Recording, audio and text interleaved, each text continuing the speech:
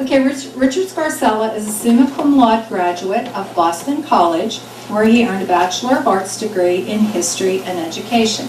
He earned a Master of Science in Educational Administration and Master of Science in Special Education at Youngstown State University. He's president of the William Holmes McGuffey Historical Society. He's an Idora Park preservationist, a columnist for area newspapers, a supervisor with the Youngstown City Schools, and author of Memories and Melancholy, Reflections on Mahoning Valley and Youngstown, Ohio. In 2005, he was elected to the governing board of the Mahoning County Educational Service Center and appointed to the governing board of the Mahoning County Career and Technical Center. The Mahoning Soil and Water Conservation District appointed him as an associate supervisor in 2007, and he has been chairman of the Board of Supervisors since 2011. He has been on the Board of Trustees for the Youngstown Steel Heritage Foundation, Ethnic Heritage Society, Idora Park Historical Society, and Youngstown Historical Center of Industry and Labor. He is married to attorney Deborah Matee and has a daughter, Natalie Marie Scarcella. His family lives in Boardman, and his father founded Scarcella Furniture in 1937. Welcome to Richard.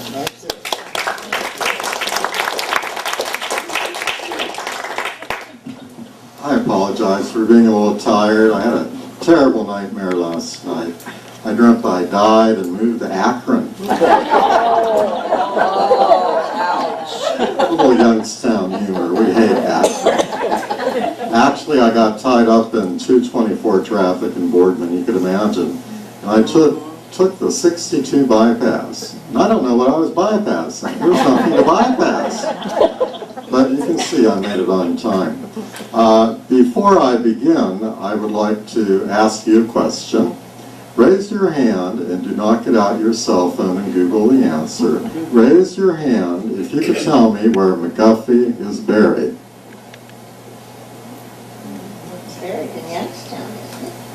That's good. That's not it, but that's good. You know, I've been giving these presentations for over 40 years, and I've never met anybody in the Youngstown area that could tell me where one of our most famous sons from Mahoning Valley are buried. He is buried. Warner Brothers, Harvey Firestone, President McKinley, these are all giants of American social and cultural history. We know very little about them. Would you believe me if I told you McGuffey was raised in the Youngstown area? His home site is now a National Historic Landmark, a designation usually reserved for the homes of dead presidents. It is on McGuffey Road at the Pennsylvania line on the far east side of Youngstown. The path that old man McGuffey made for his children to walk to Youngstown to be educated by Reverend Wick of the famous Wick Avenue family, the path became McGuffey Road. And most people, like yourself, have no idea where he's buried. Who could tell me where the McGuffey Museum is located? Yes? Marietta? That's good. That's not it, but that's good. Did anybody do any research before I came? This is the typical response I get. I've been an educator in Youngstown City Schools for years. And the way I give my presentation really is how I taught history. I've been an administrator for some time, but I would teach it from a social, cultural point of view. All right? So the McGuffey Museum is located in Oxford, Ohio, at the campus of Miami University. That is where he was a professor. And believe it or not, where he is buried, I believe he is the only famous person buried on the grounds of a university. He is buried at the University of Charlottesville in Virginia. Could you imagine? And they thought so highly of him that when he buried, they kept the body. So if you pick up the Vindicator one day and you read that we're going to have him disinterred and brought back to Youngstown, you could believe that in the Vindicator, not much else.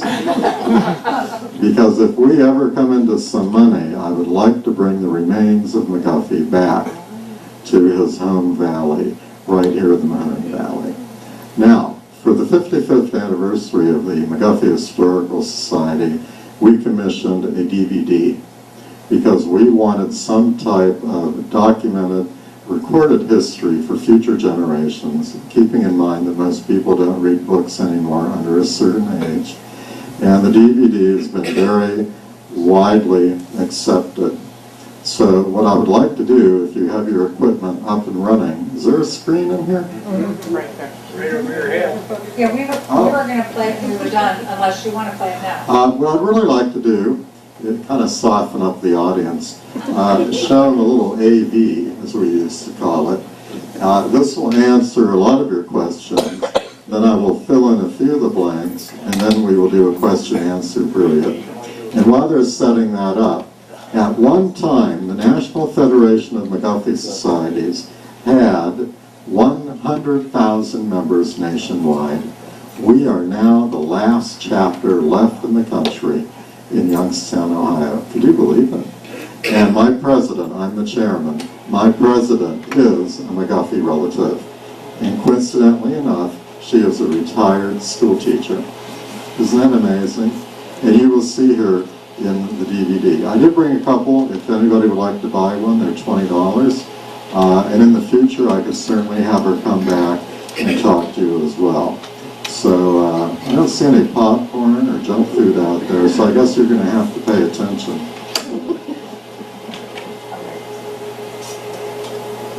Well, while we're setting up, can anybody tell me the real name of the McGuffey readers?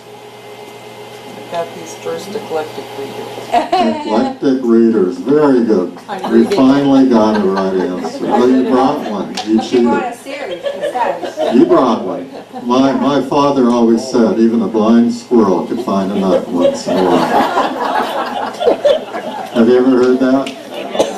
My great-grandparents had a farm in Washingtonville. I'm actually a farmer, okay? We used to go down to Washingtonville and pick strawberries and all that, you know. Down near the railroad tracks, any of you know where that is? Down near the old, feed and grain store. Okay, I can't make this stuff up. So I'm an old farmer. But I don't know my way around 62, obviously. Okay, what are we doing? Is it working? Well, sometimes the bulb's going to burn, it doesn't burn tonight, but it looks like it's going to run, it looks like. It hasn't burned yet. No, it's on. There it is. But go get your program, David. Try to...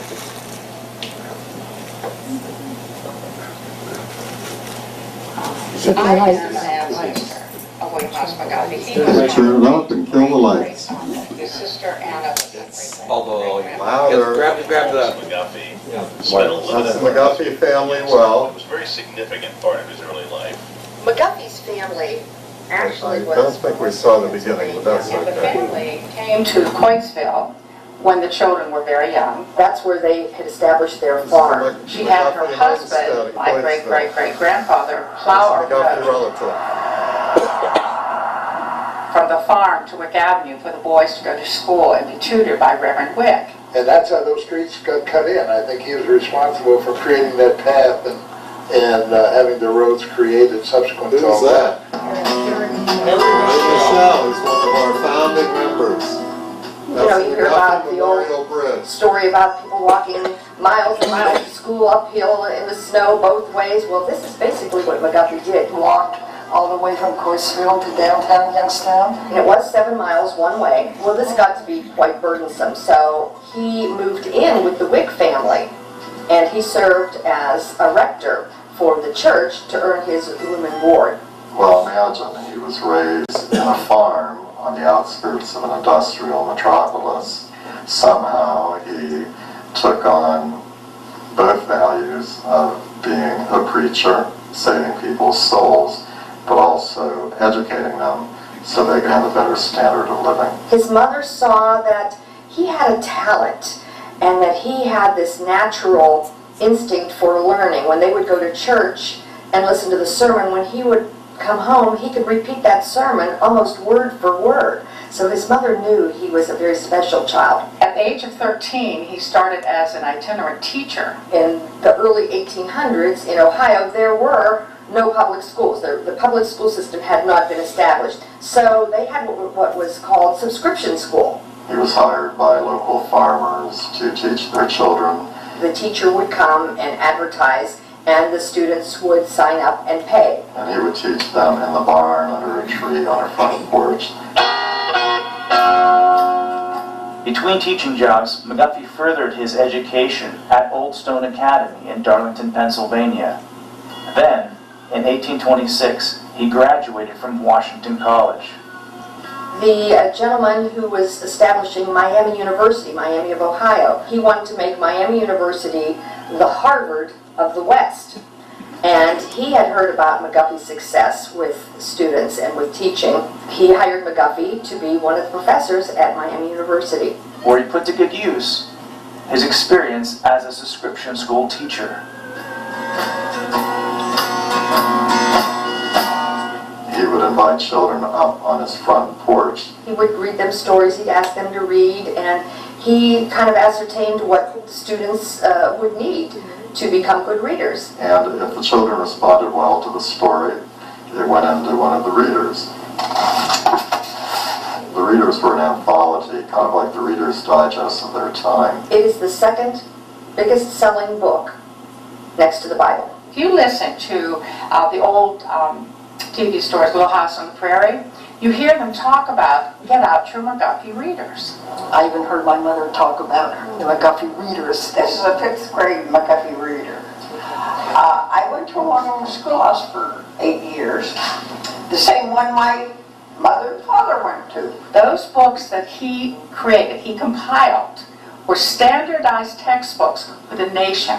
My dad, his favorite book of all books was The Fourth Reader. If it weren't for the McGuffey readers, probably in previous generations, most of those people wouldn't have even learned how to read. Many, many hands handled the book in the country schools. Different selections were from many different authors. Poetry and fiction. Education and truth. Moral values, Philosophical growth. talking spelling, Some history. Very significant, simple lessons. unique and creative. The illustrations are wonderful. Paper was very expensive, and you typically did not see sketches or photos in the book. So he knew that children and non-English readers could look at the illustration, and that would help them focus.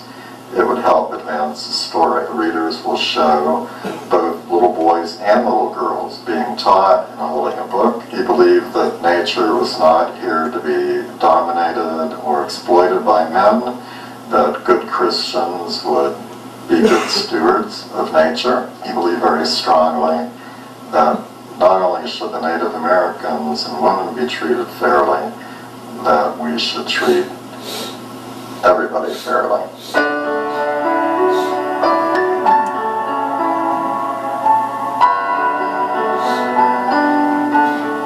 McGuffey made Twinkle, Twinkle, Little Star an American favorite through the eclectic readers.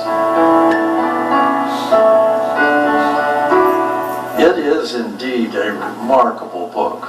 The McGuffey readers became famous throughout the country, and certainly they were around here. The McGuffey reader was a powerful educational tool that revolutionized thinking and education in its day, and still has a powerful influence.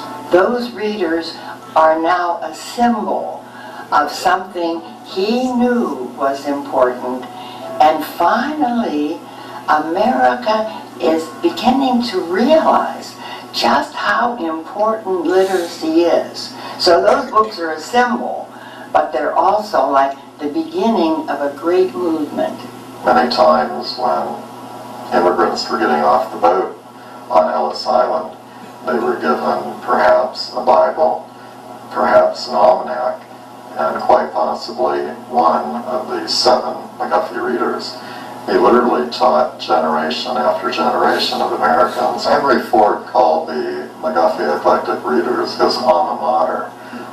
He was not particularly well educated. You have to remember at one time we did not have free universal public education in the United States. Only the wealthy could afford it.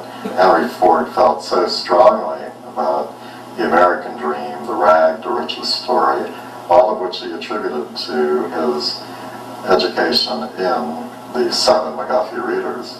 And he paid for a revision and a republication of the readers. And one of our members, Helen Bear Owen, who's a descendant of McGuffey, she donated to Henry Ford different McGuffey family memorabilia, which is now on display at the Ford Museum in Dearborn, Michigan.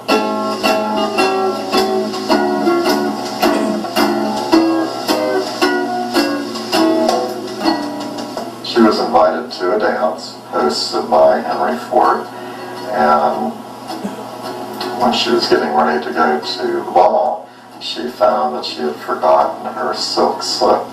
So what she did, she wore her silk nightgown under her formal gown, and she told me nobody knew the difference. But it was quite the thrill of her life to have danced with such a national icon as Henry Ford.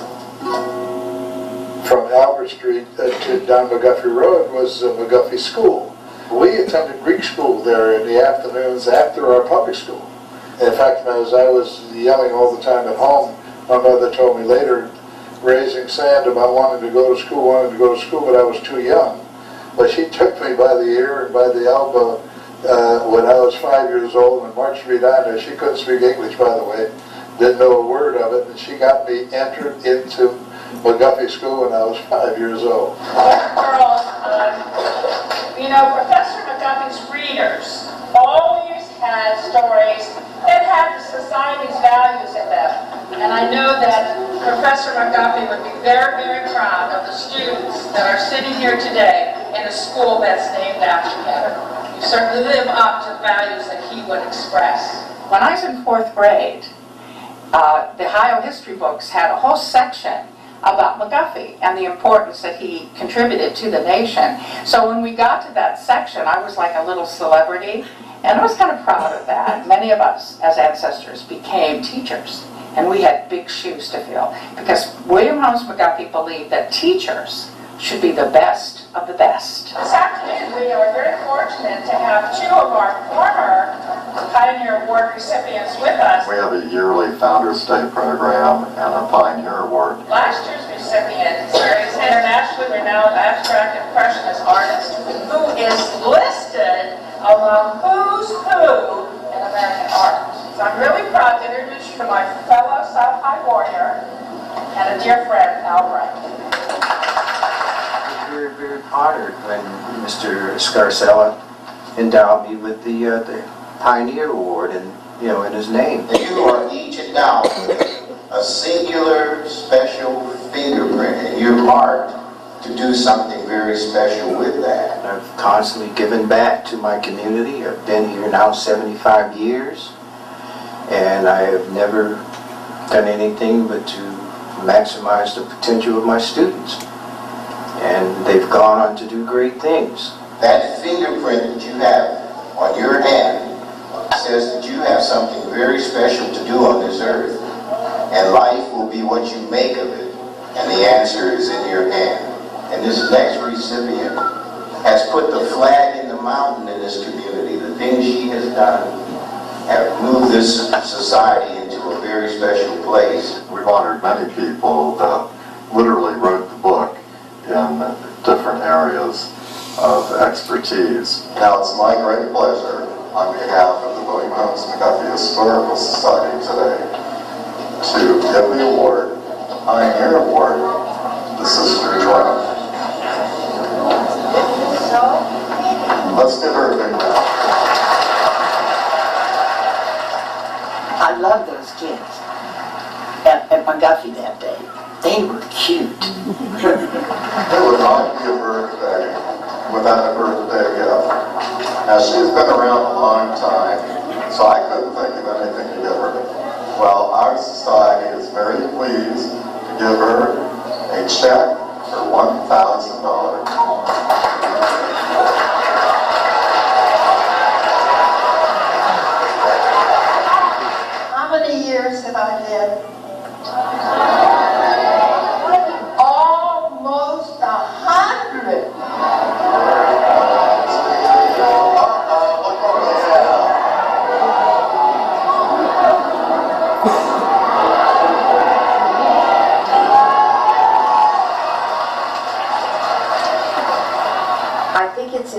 important for a community to know its story. If we don't keep the legacy alive, arguably it will disappear from the map. Here we have McGuffey, who has really not been recognized nationally the way he should be. And his legacy had been largely forgotten in Youngstown for some of the same reasons that the community's history in general tended to be ignored or underappreciated. The National Federation of McGuffey Societies that once numbered 100,000 were the last chapter left in the country. As everyone knows, Youngstown had become identified solely with steel production, with the collapse of that industry and the loss of a significant percentage of the population. People began to question the value of history. And I think history is important to us because we learn from our mistakes, and we also can be inspired by the people that came before us. We're here to celebrate our history in Coatesville. Those of you who are here know who William Holmes McGuffey is, and we are here to honor him. I would like to make a motion that the Board of Trustees for Coatesville Township pass a resolution honoring the William Holmes McGuffey Society on their 55th anniversary. On behalf of the Coatesville Township Board of Trustees, we'd like to make the following proclamation. The William Holmes McGuffey Historical Society has achieved numerous milestones since 1961.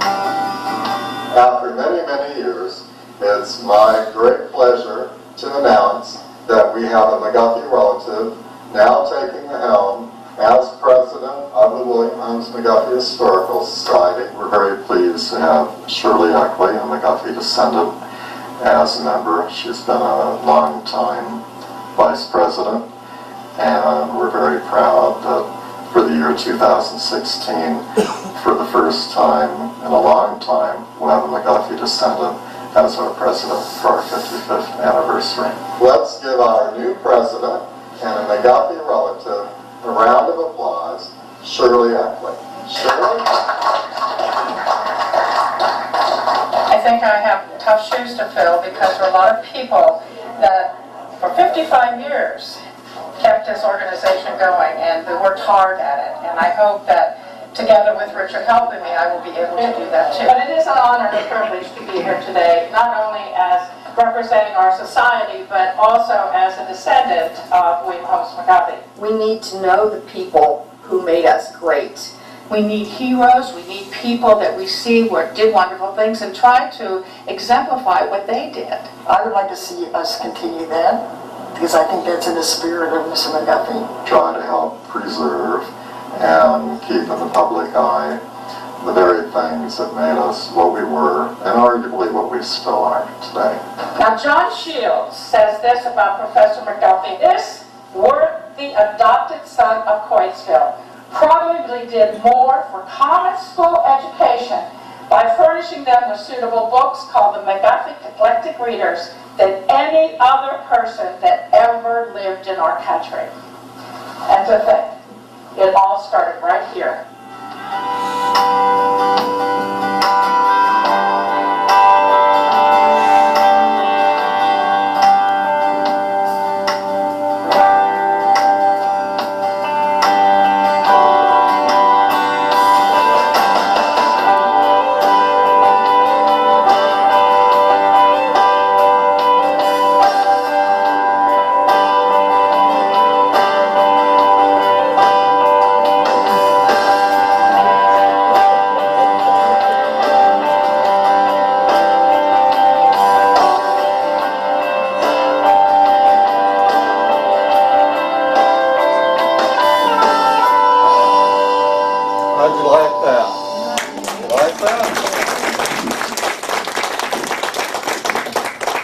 By the way, if your society would like to produce a DVD, I can connect you with the young man that put that together for me.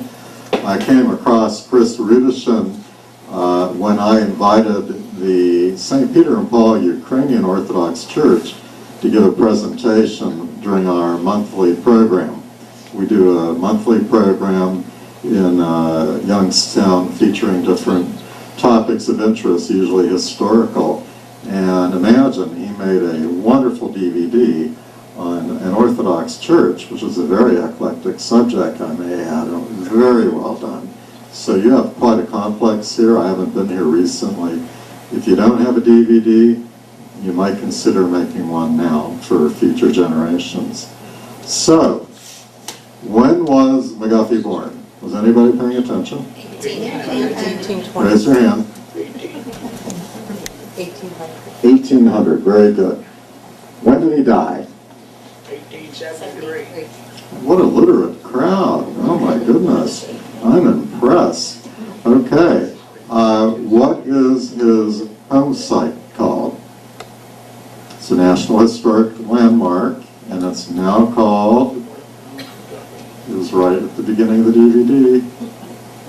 We gave it to Mill Creek Park in 1998, 78 acres, all natural flora and fauna. In fact, the Native American lookout that the Native Americans would use to look for wild game on the family farm later was used by the white man to look for Indians, okay? And it is called a drumlin. It's an unusual geological formation at which point a glacier stops moving, begins melting, and recedes. So in this big, flat pasture, you see this unusual outcropping of rock, different layers of strata. And of course, in typical Youngstown style, they began digging into it for slag for the steel industry. In fact, McGuffey Road was expanded and cut right through the drumlin, but you can still see it, all right? It is now called the McGuffey Wildlife Preserve. We wanted to preserve that property for posterity. You saw the McGuffey family well. We dug it out. We found the foundation and we reopened it. The family pond is there, and of course there are trails. And there's a landmark, and they showed you the plaque on a big boulder. Now a lot of people in Youngstown thought he was buried under there. Okay, but he's not. And I've always been very happy that the plaque has never been stolen, because it's not too far away from the super maximum prison right around the corner. So when people ask me, how do you get to McGuffey Wildlife Preserve? Well, McGuffey Road actually begins at the Ursuline football field at Wick Avenue and McGuffey Road. So I tell them, well, you go down McGuffey Road, past the now demolished McGuffey Mall and Plaza, past the Supermax prison, and if you hit the PA line, you've gone too far. All right? Beautiful property. And since our society was shrinking and the National Federation disappeared, we had raised a lot of money, a lot of spaghetti dinners, a lot of silent auctions, and we wanted to keep the property intact. And I had to pay Mill Creek Park to take it off my hands. I paid them $15,000 cash for its perpetual care and maintenance. They didn't want it. All right? If Harry Michel, the former senator, had not been one of our founding members, and if he didn't twist a few arms, I don't know what would have happened to that property. Our caretaker, I don't really need this. Our caretaker was a McGuffey relative. He was an elderly man living in a big turn-of-the-century Victorian farmhouse on the property. And when we gave it to Mill Creek Park, they decided to tear the house down, which McGuffey never lived in. And so then he retired to an apartment complex and they tore down the house. The original cabin was on the property. It disappeared many years ago. Have any of you been to the Ford Museum up in Michigan? McGuffey is the only famous person to have two buildings dedicated to him. Henry Ford went over to Washington County, PA, where McGuffey was born and raised, and found the remains of, it was really a shack, and took what he found back to Michigan and rebuilt it. Then he found a schoolhouse that McGuffey had taught in, and he moved the schoolhouse up to Michigan. That is how highly he thought of McGuffey. All right? by the way, I'm going to digress for a minute here. How many of you have seen me before? Oh, okay, then you can't answer this question. How many of you know who Harvey Firestone is? Did you ever find out why Firestone built the rubber plant up in Akron and not Youngstown? Urban legend, oral history has it that the steel mill owners in Youngstown were afraid Harvey Firestone was going to pay higher wages than they were, and that the steel mill owners twisted the arms of the bankers not to loan Harvey Firestone money. So he went to Akron. Could you imagine how different it would be around here if Harvey Firestone had built his rubber factories around here?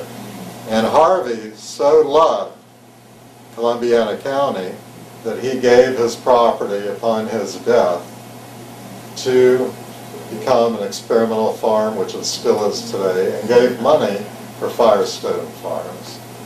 But McGuffey, Firestone, Warner Brothers, McKinley, these are all giants of American social and cultural history.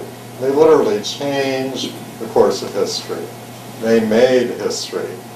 By the way, did you ever wonder why, if the Warner Brothers were from Youngstown, why their first theater was in Newcastle, PA? And there's a group of people being led by a Youngstowner that are, as we're speaking, renovating and reopening the first Warner Theater in downtown Youngstown. Can any of you tell me why that happened? Well, the Warner Brothers could not find a suitable location to rent. And the theater owners, and in those days they had live theater, vaudeville, burlesque, all right? None of them would rent to the Warner Brothers because they were afraid of the competition. So Warner Brothers had to go to Newcastle, PA to open up their first theater. Now, why do I bring that up? Well, unfortunately, if you look in the history books, McGuffey is pretty much forgotten, and I'll tell you why. McGuffey was born, raised, educated, taught, published, and was buried west of the Appalachian Mountains. Now, I went to college up in Boston, and when people would find out I was from Ohio, they would always say, "Oh, you're from Iowa." And I would say, "No, I'm from Ohio." And then they would say, "Oh, you're from Idaho." And I would say, "No, I'm from Ohio." And then they would ask me if I lived on a farm and would I show them my gun. So if you were not born, raised, educated, published, and taught on the eastern seaboard, Boston, Washington, New York, Philadelphia, there was a lot of snobism about anybody that came from the West. They considered us to be the West on the other side of the Appalachian Mountains. So McKinley was not really that well thought of on the East Coast, and to this day, the East Coast and the West Coast control the media, they control the publishing companies and the newspapers. So McGuffey is very well known in the center of the country. On the two coasts, not so much. But imagine, if you were paying attention to the DVD, next to the American Bible and Webster's Dictionary, this book has been read and published by more Americans than any book in American history. First published in 1836, has never gone out of print. Wow. And to this day, many schools still use it. They're usually down south, they're Christian, they're conservative, they're private, and guess what? Those schools always have children that have very strong language skills. The McGuffey Eclectic Readers today are twice the per page, per word difficulty than today's American textbooks. Did you believe it? And the reason why he used sketches in the book, he knew would capture the interest of the children. He knew non-English readers could look at the picture and figure out what was going on in the story. He used the first beginnings of grammar. He used open-ended questions. He used closure. And more importantly, his readers would use everything from selections of the Bible to Shakespeare to the Greeks and the Romans. When you went through all 7 readers, you were considered an educated man or woman. And what was a dirty secret, if you were on the Primmer or book number 1, your teacher might have only known book 2. Your teacher wasn't much more educated than you were. Because years ago, your average farmer had 3 books. They had a Bible, they had an almanac, and they could never afford all 7 eclectic readers. They might have 1. And during the winter, when they were snowed in, they would teach themselves and teach their children how to read from the readers. Now, the readers have been published by many different companies, and they've been constantly revised. They're an anthology, which means when he would invite children up on his front porch, and of course today he would be thrown in jail for that, he was actually conducting what we would call a focus group, marketing. If the children did not like a story, it didn't go in the reader. And then every couple of years, they would switch out many of the stories. In fact, most of these readers were not written by William. You know who wrote them? He had a ghostwriter, his much younger brother, Alexander. In fact, I'd like to ask you, tell me the name of the most famous piece of work that McGuffey wrote. Can anybody tell me? What did he write that became famous? Does anybody know? The answer is, he wrote nothing that became famous. He was an anthologist, kind of like Rod Serling or Alfred Hitchcock. He would popularize other people's work. The way he wrote was very florid, very Victorian, very dense, and very boring. All right? In fact, I bought McGuffey family letters from Helen Bear Owen, who was in the DVD before she died, because she told me when she died, her son and daughter-in-law would just sell them at auction, and they would leave this part of the country. So I bought them off of her, and I put them on permanent loan at the Butler Museum on Wick Avenue, along with a portrait. So if you ever want to look at those letters and read them to get a real feel for how he wrote, you can call to make an appointment at the Butler Museum. Now, there have been many books written about McGuffey. None of them are particularly good. What our society did some years ago, we did a home site edition. It was a major fundraiser where we kind of updated the approach that he used so successfully in the readers, and we made a lot of money on this. Okay, how many years have you been down there? 70. 70 next year, 69. Do you have a book? Lots of, What's that? lots of books. Have you made a book? Your society made a book? Lots of books, but not about the society. Okay, you need to make a book and make a DVD. You make lots of money. Works for us. Okay, so, talking about McGuffey. What was really interesting, his mother taught him how to read at her knee so he could save his soul. And she really wanted him to become a preacher. And indeed, he became an ordained preacher. While he was a university professor, he was also an itinerant preacher. All right? But little did she know that he would develop such a love for reading that he would also become what they call America's schoolmaster. We cut off the beginning of our DVD, but it actually showed Abraham Lincoln. And Abraham Lincoln called McGuffey America's storyteller. He made the oral art form come alive and preserved in the readers. Now, many people, I saw a few who had them here. This is kind of a young crowd, though. Yeah, I go to the nursing homes a lot. I'm a rock star with those real old people. Anybody here 100? Oh, you're too young. So you're all too young. Sister Jerome is a good friend of mine. She's pushing 101. I hope she's alive next month when I have my Pioneer Award, because she's going to give the award to my new winner, who I also hope is alive next month. But I digress. McGuffey made the love of reading, he made literacy available to the common man. And can anybody tell me what happened with these old readers? People call me all the time. I've got old readers in my attic or basement. You want to buy them? I said, no, they're not worth anything. I have boxes and boxes of them.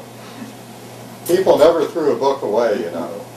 What happened to those old readers? Does anybody know? People would never throw away a book. Guess what would happen to those old readers? They would be sent to the mission schools.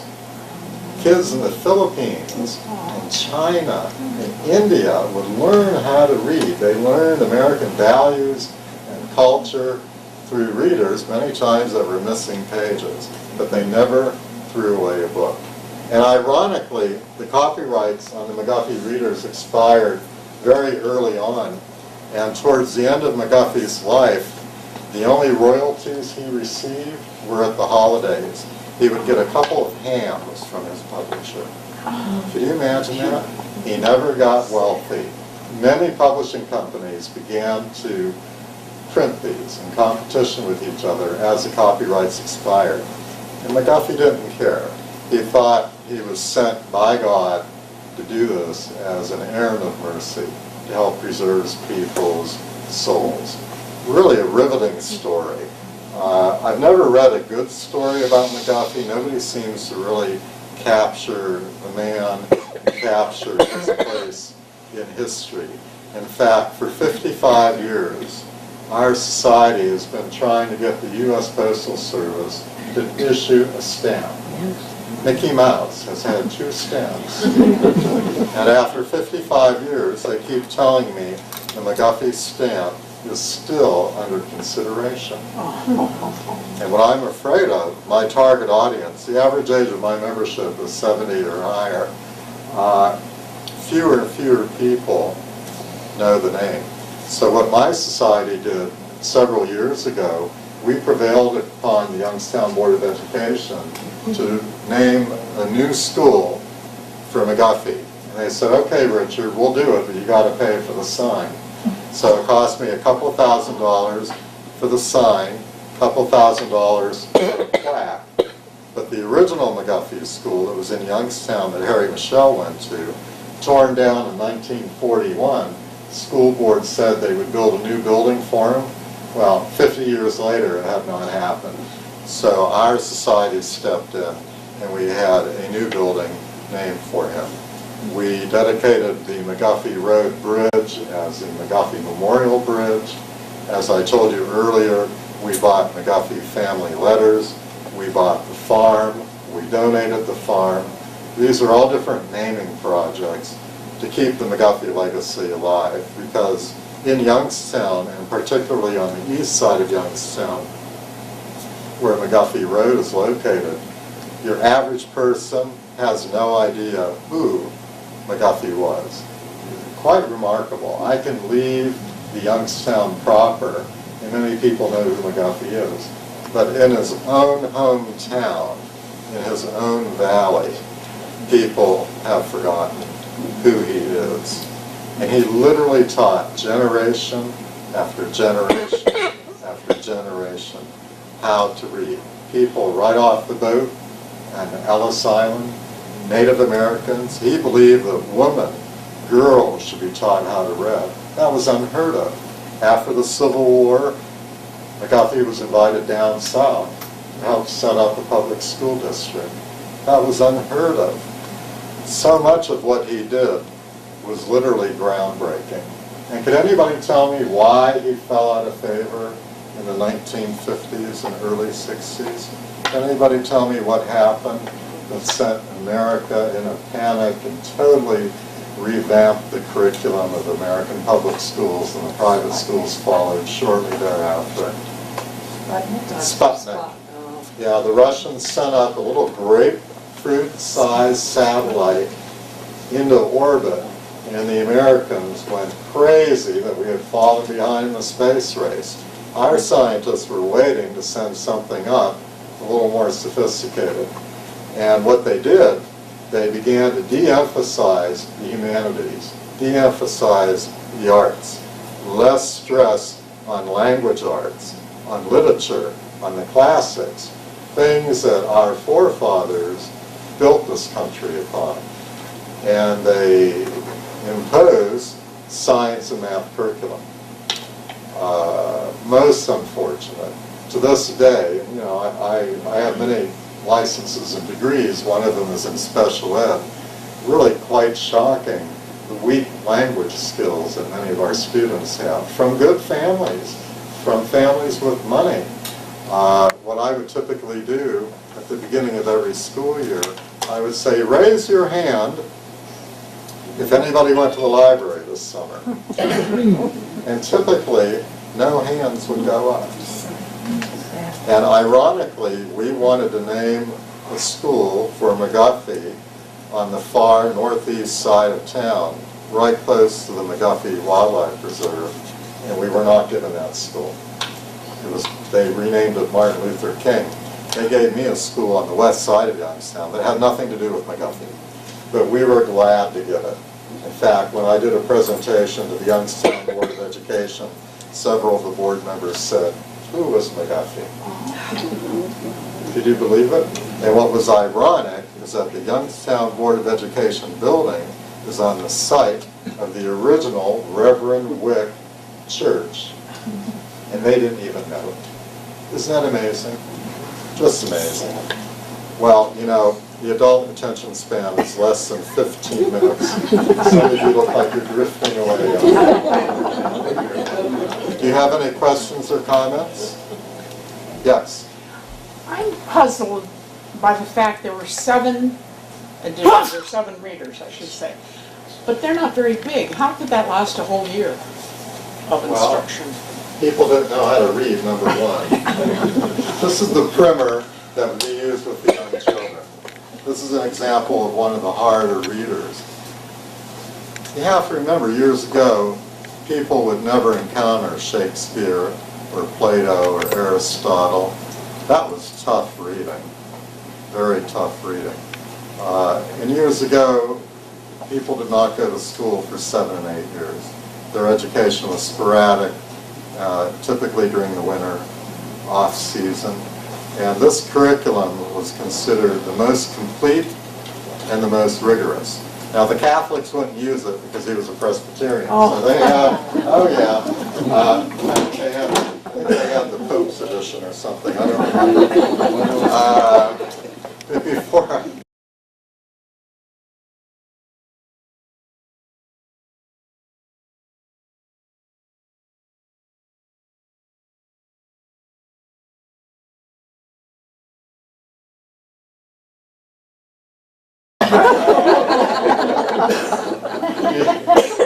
Before I leave, let me tell you about Idora Park. Do anybody remember Idora Park? Oh, yes. You're lucky to be alive. Let me tell you, you are all lucky to be alive. How many of you heard my Idora Park presentation? See, most of you haven't heard it. Have me back in a year and I'll tell you about it. Oh, yes, they need to. Let me tell you why you're lucky to be alive. How many of you had the famous Idora custard? The frozen ice cream, the custard. Do you know what the secret ingredient was? Now illegal in the state of Ohio? Raw egg whites. Raw egg whites. That's why it was so creamy and rich and melting. How many of you have heard of Handel's ice cream? Okay, well, let me tell you a story.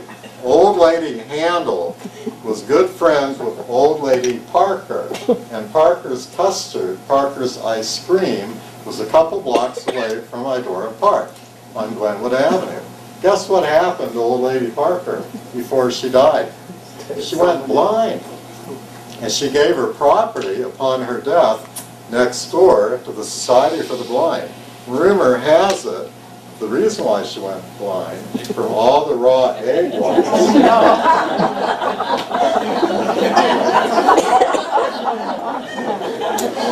There was some type of bacteria or virus that attacked her optic nerve. we knew those people. We were in business. We knew those people. You'd walk back where they were making the ice cream and the custard. They had big kettles of eggshells, big kettles, and she was mean. Oh my goodness, she didn't pay her employees hardly anything. Her son was their main employer. But I digress. But anyways, those are all wonderful memories of Mahoning Valley. And Youngstown is so well known, not just for McGuffey and the Warner Brothers and McKinley and Firestone, but for the people, for the ethnic traditions, for the cookie table, for the mafia. I can come back, most of the mafia are dead. I can come back and give you a talk on the mafia. Okay? You'll never find me down here in Salem. I'll bring my late model black luxury town car. I have a 25-year-old town car. I only take it out in the summer. And all the black kids want to buy it from me. It's just the most wonderful car they've ever seen. Were you going to say something? Yes. What other programs? You mentioned 3. Oh, I do lots of programs. I know you do, but what others? Here's my book. Did anybody read my book? No, see, nobody reads. My editor said this was the worst title he'd ever seen. Yeah, Memories of Melancholy. Most people get to the 3rd word and they can't pronounce it. It's French. So I should have changed the title, okay? This is an anthology, very short chapters, very popular. I walk into many a bathroom and see it on the bathroom tank. It's a short read, one chapter like that, and you're done. So it'll last you about 30 days. So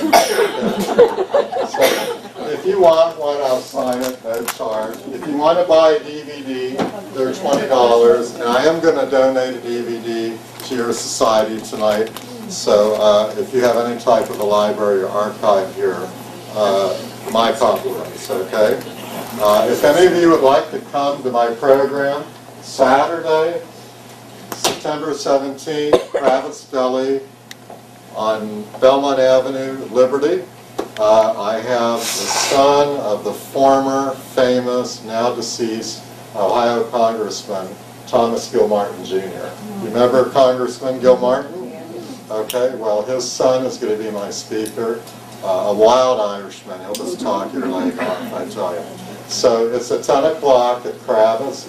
If you'd like to come, I think you'll enjoy it. You'll meet a lot of nice people. Okay, Harry Michelle should be there if he's having a good day. He's like 91 or 92. Last month he showed up at noon. I said, Harry, the program begins at 10.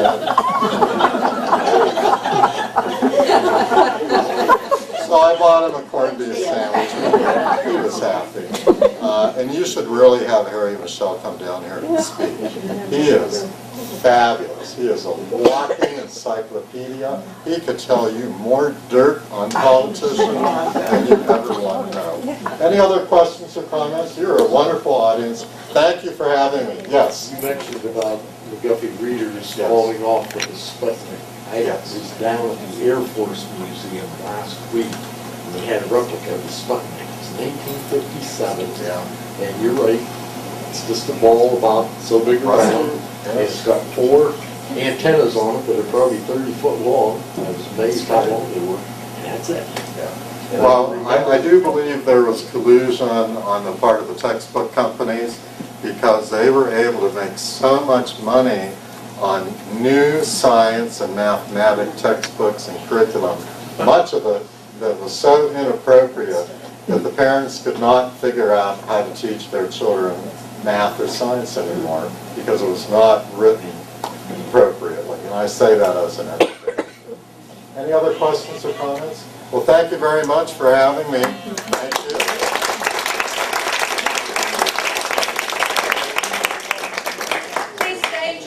Refreshments. If you have any other questions, you can ask Richard, or you can purchase materials during our happy hour.